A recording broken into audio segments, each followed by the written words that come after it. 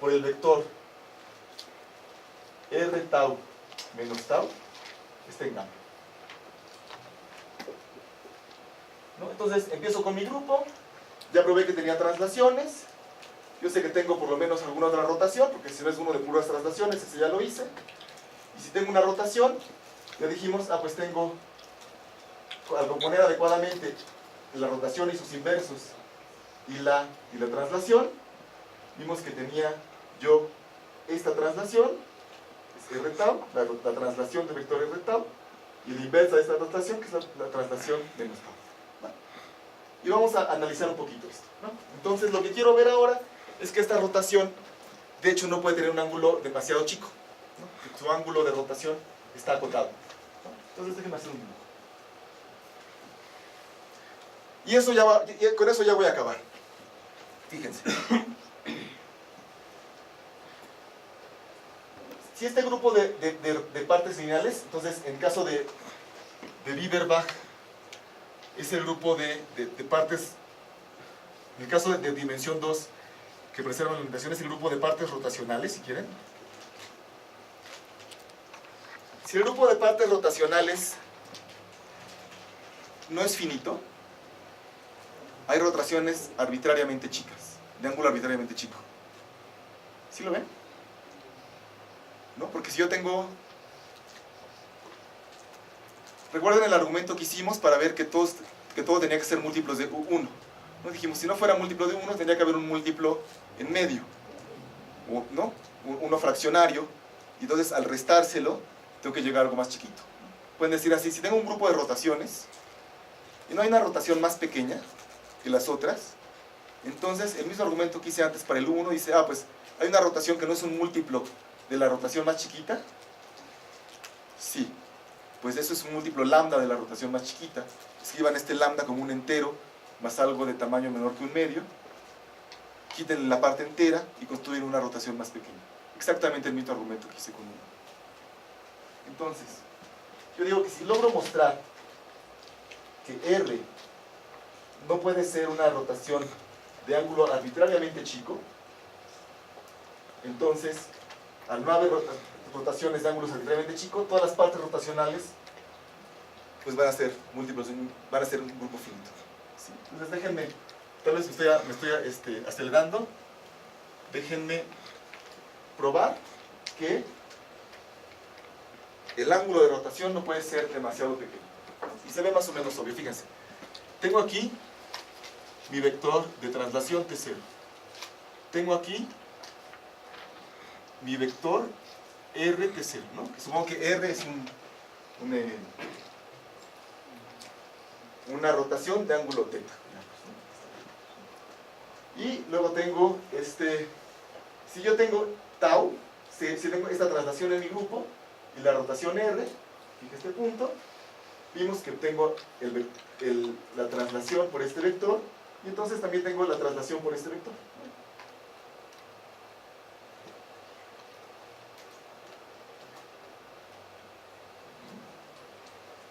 ¿No? Y queda claro que si la rotación es muy chiquito, este vector va a ser muy chiquito comparado con tau 0. Vamos a argumentar. Y yo tau 0 fue la traslación del eje mínimo. Entonces vamos a argumentarlo. Entonces vamos a hacerlo esto fácil. Entonces voy a tomar este ángulo acá, este triangulito. Voy a tomar aquí el ángulo la mitad, que se llama θ entre 2. Déjenme llamarle ese tamaño aquí h. Está h como la altura del triángulo. Entonces este pedacito de acá, ¿cuánto vale? ¿Cuánto vale h? Pues h vale la norma de T0, o la norma de R de T0, que es la misma, por el seno de θ entre 2, ¿no? ¿No? Bien. Y h es la mitad del tamaño de este vector, ¿no? Entonces, el tamaño de R tau menos tau, el tamaño de este vector, que es un vector de traslación, es igual al tamaño de tau 0, ya se me pasó cuál era el tau y cuál era el tau 0, es el tamaño de tau 0 por 2 veces h, ¿no? Entonces, una aquí, que es tau 0 por 2 veces el seno de teta entre 2. ¿Sí?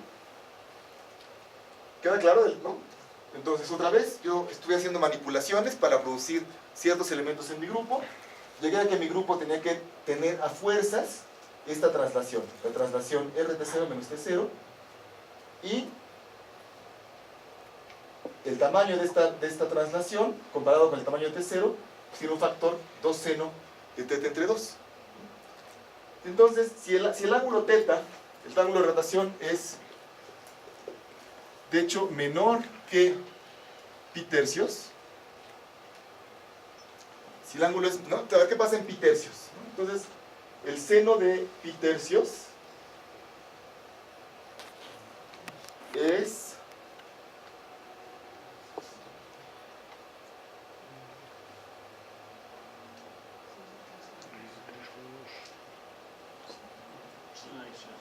¿qué? ¿Es un medio? Entonces ya lo estoy haciendo mal. A ver, El cateto opuesto. ese es el coseno, ¿verdad?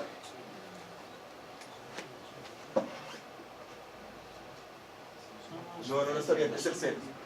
Es un medio. Es un medio, ¿no? Sí, porque es el cateto opuesto y pi tercios es menor que 45 grados, por lo tanto es más grande el cateto adyacente que el cateto opuesto, y el cateto adyacente solo puede ser raíz de 3 sobre 2 o un medio. Entonces el cateto opuesto tiene que ser, como es menor, el menor tiene que ser un medio. Ahí va. ¿Ok? Entonces ese es el ángulo pi tercios. Ah, seno de teta entre 2, dije. Va. Ok. Por otro lado, el coseno de teta entre 2 también es menor a 1, entonces seno por coseno, seno de teta entre 2 por coseno de teta entre 2 por 2 es igual a seno de teta. Sí, a ver, déjame volver a pintar esto, ¿no? Entonces, es el 2 seno de teta entre 2. El seno de teta entre 2, cuando teta es pi tercios, es el seno de pi sextos. Es un medio, ¿no? Ya no lo dije. Es un medio. Sí. Y entonces por 2 es 1. ¿No? Entonces, y uno puede calcular que si el ángulo es menor que pi tercios, esta expresión es menor que 1. ¿No? Y lo cual se entiende, ¿no? No queda claro cuál es la cantidad, pero queda claro que si el ángulo de rotación es muy chiquito, este vector, que es la diferencia RT0 menos T0, es muy chiquito. ¿Cuánto exactamente? Pues pi tercios. Sí, entonces R de tau 0 menos tau 0 es menor que la norma de tau 0. Y esto no puede ser. Entonces, mi ángulo de rotación,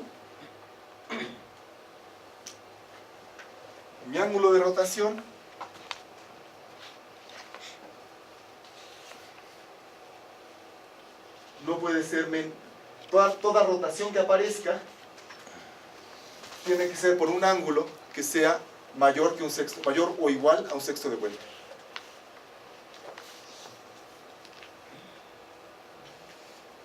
Y aparte yo sé que todas estas, y aparte pues no puedo tener traslaciones muy pequeñas. Entonces, si esto pasa, las partes rotacionales de mi grupo o son todas las vueltas de orden 6, ¿no? Como el que dijimos que tenía orden 6, ¿no? Aquí por ejemplo creo que aquí hay un dibujito que hace que se rompa la simetría de orden 6. Este tiene una rotación de orden 6, puede tener rotaciones de orden 4, rotaciones de orden 3, no puede, y lo que probamos es que no puede tener rotaciones de orden 7, 8, 9, esas no pueden. ¿Qué? Máximo 6. Ahora, no probamos, pero sí es cierto, que no puede haber rotaciones de orden 5. ¿No? Es el tipo de cosas que el teorema de Weber no dice, o que la prueba esta no dice. Entonces, a ver, entonces, queda clara. A ver, entonces, déjeme acabar bien el argumento, ¿no? Entonces, si teta es menor que pi tercios, entonces construí una traslación que estaba en mi grupo con un vector de traslación más chico que el que tenía, pero yo había supuesto que había tomado uno que era más pequeño, eso no puede ser. Entonces, lo que obtengo es que el ángulo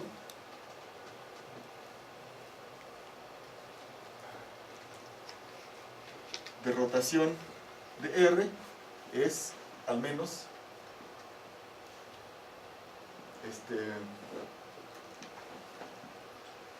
pi tercios, ¿no? Un sexto de vuelta.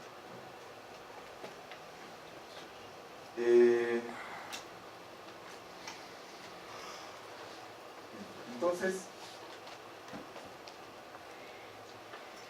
hay muy poquitas rotaciones, ¿no? En mi grupo. Puede haber muchas rotaciones, no puedo, porque si se fijan, acá tengo yo la rotación aquí en este centro de orden 6, la rotación aquí en este centro de orden 6, la rotación aquí en este centro de orden 6, ¿no? ¿Ven? Hay una infinidad de rotaciones, pero las partes lineales de esas rotaciones solo hay un número finito, ¿no? Todas estas rotaciones que les dije que son de orden 6 es la misma rotación más diferentes traslaciones, ¿no? Y es en ese sentido en el que solo hay un número finito de partes, ¿no? Sí, claro que hay una infinidad de rotaciones, pero el ángulo de rotación, solo hay un número finito de ángulos de rotación, si quieren, ¿no? Mismo aquí hay un número finito, hay una infinidad de rotaciones, en cada punto rojo hay una rotación de orden 4 que aparece ahí, pero el ángulo es solo un número finito, ¿no? Y ese es el sentido de la segunda parte del teorema. Entonces, y uno puede probar, ya no lo vamos a hacer, uno puede probar que como ya que probamos, entonces, ¿qué probamos ahorita realmente? Probamos la primera parte para grupos de translaciones y probamos la segunda parte para, y por lo tanto, probamos ambas partes para grupos de translaciones, para grupos en general, pero sí probamos la segunda parte. Y luego hay que ver que si falla la primera parte, bueno, ya vimos que los grupos, si el grupo de traslaciones, a ver, vamos a hacer, ¿no? Entonces, ¿cuánto nos queda? ¿Como 15 minutos? No, 10 minutos. Ah, bueno. Entonces, rápidamente, ¿no? Imagínense que tengo, probamos ya la segunda parte, ahora voy a probar la primera. Imagínense que tengo un vector de traslación U1. Bien. Si hay alguna rotación que convierta U1 en otro vector que sea linealmente independiente con U1, entonces ya construí un grupo de traslaciones. Y otra vez, si el grupo completo es discreto, este subgrupo de traslaciones tiene que ser discreto. Ya probamos, y esa fue la primera parte que hicimos. Si no, entonces, si esta rotación, si las partes rotacionales me cambian a un vector linealmente independiente, entonces, pues, tiene que ser menos U1, y en ese caso, pues otra vez, como lo hicimos antes, va a preservarse la dirección de U1. No puede ser que tenga U1 y luego tenga rotaciones en ese sentido, rotaciones completas de 180, ¿no? Pero en ese caso, otra vez, la distancia a esta recta se preserva. Y si tengo dos puntos acá, un punto en la recta y otro punto, hay una distancia mínima a la que van a estar, que puede ser arbitrariamente grande. Y con eso probamos esta parte del teorema de Wiener, ¿no? Entonces,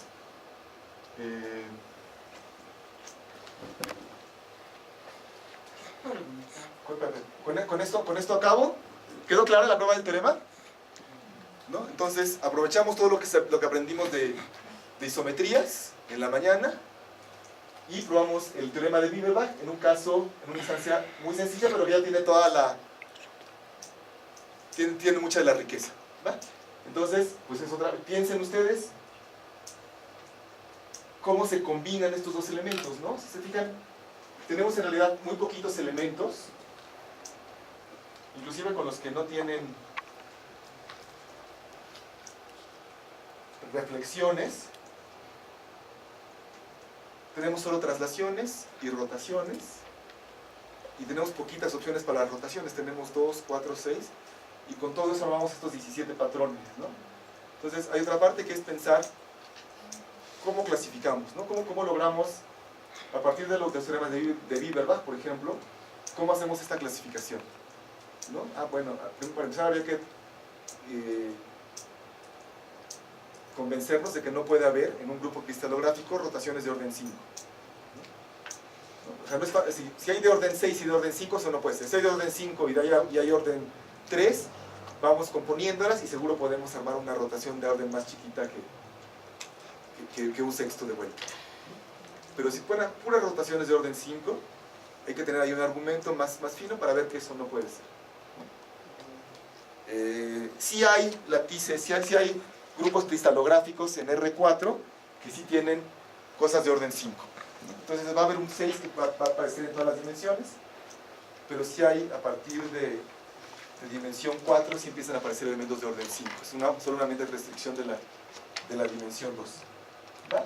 Y entonces, pues piensen en esto. Con esto acabamos el paseo de la geometría euclidiana y vamos caminando hacia otras cosas. Ya estoy más.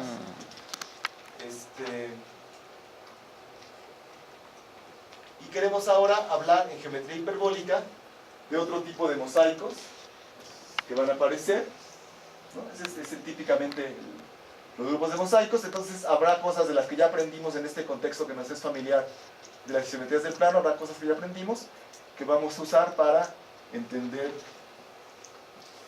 la geometría hiperbólica y en particular los mosaicos que aparecen en geometría hiperbólica. ¿Vale? Entonces eso será, vamos a dar unos preliminares mañana y hasta el miércoles empezaremos a ver la geometría hiperbólica. ¿Vale? Entonces ahora sí, ¿preguntas desde esta parte de Bieberbach? Pregunta. Sí. ¿Los grupos cristalográficos del plano hiperbólico son distintos que los del plano de A o son los mismos? Uy, no, son diferentísimos. Son diferentísimos. Y hay una razón profunda, que es que no tiene sentido. Aquí hay algo que usamos muchísimo, es este hecho que repetí varias veces, que es que cuando yo compongo, es el hecho que a cada elemento del grupo le podemos asociar una parte de rotación y una parte de traslación. Las partes de traslaciones se comportan de una manera especial, pero las partes rotacionales se comportan de una buena manera. Si yo roto, si yo compongo dos cosas, esta rota tanto, aunque traslada quién sabe cuánto, pero rota tanto, esta rota tanto, traslada quién sabe cuánto, la composición de esas, yo sé cuánto rota. Eso, en términos de grupos, tiene que ver con que tiene una estructura muy sencilla, el grupo de traslaciones. Esto me dice que puedo entender el grupo por pedacitos. Puedo entender la parte de rotación independientemente de toda la parte de traslación. O, otra manera de decirlo, y voy a decir una grosería de teoría de grupos, voy a decir, el grupo de traslaciones es un grupo normal. Entonces, ¿ya la dije? No, ya no lo voy a decir.